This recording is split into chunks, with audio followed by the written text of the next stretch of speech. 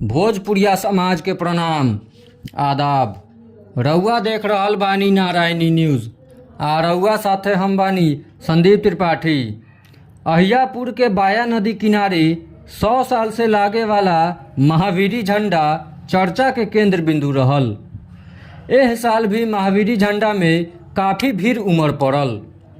लइकन सब मेला के खूब आनंद उठौलस। उहवे दंगल में लोग कुश्ती के आनंद लिहल। दंगल में 5 जोड़ी पहलवान कुश्ती के दांव पेच दिखौलस।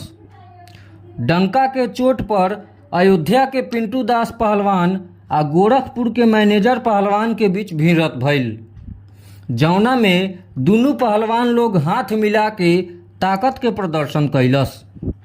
एह बीच गोरखपुर के मैनेजर पहलवान अपना दांव का दम पर अयोध्या के पिंटू दास पहलवान के पटक दिहलन। ओकरा बाद गोपालगंज के शहाबुद्दीन पहलवान के भिड़ंत देवरिया के संजय पहलवान से भइल। दुनू में खूब जोर आजमाइश भइल, लेकिन गोपालगंज के शहाबुद्दीन पहलवान के दांव के आगे देवरिया के संजय पहलवान के कौनो चाल काम ना आइल। ऐसे ही गोरखपुर के मुकेश आ गोपालगंज के पिंटू, गाजीपुर के रितेश आ देवरिया के सिराज, देवरिया के मिठू पहलवान आ गोपालगंज के शहाबुद्दीन पहलवान के बीच खूब कुश्ती के दांव पेच भइल। ताली के गड़गड़ाहट से पहलवानन में जोश आ गई रहे। विजेता आ उप विजेता पहलवानन के अहियापुर महावीरी झंडा मेला के अध्यक्ष बच्चालाल शाह, मणिभूषण तिवारी, कृष्णा प्रसाद, रोशन तिवारी इनाम दिहलन। एह दौरान कमेटी के सदस्य बिकू तिवारी, मनोज पटेल, राहुल तिवारी, गोलू कुमार, अमन कुमार, गोलू तिवारी मौजूद रहस।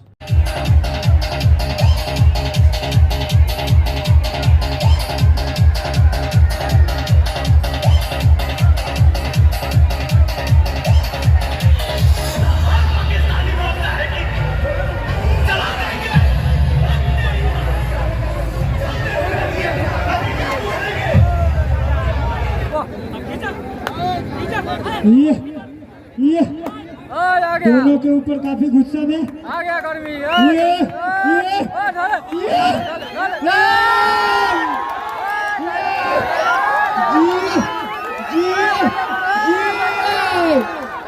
दोनों पहलवान काफी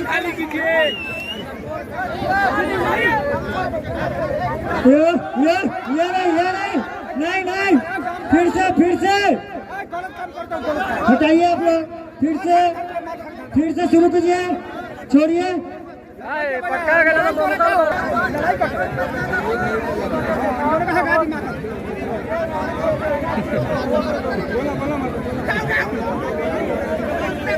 दोनों पहलवान काफी गुस्से में नजर आ रहे हैं और रोमांच भरा मुकाबला तालियों से दर्शकों से बुलाएं, ताली बजाइए।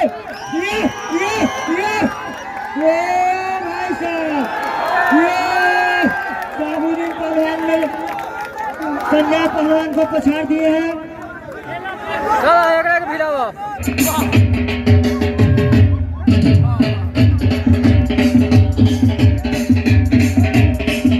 गोपालगंज के भैया मारा पछाड़।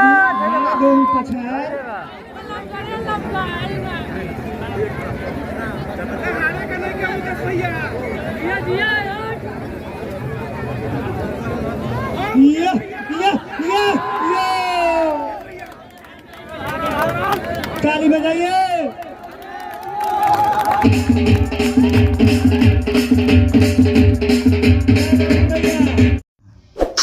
रउआ सभे नारायणी न्यूज़ के लाइक करी, सब्सक्राइब करी।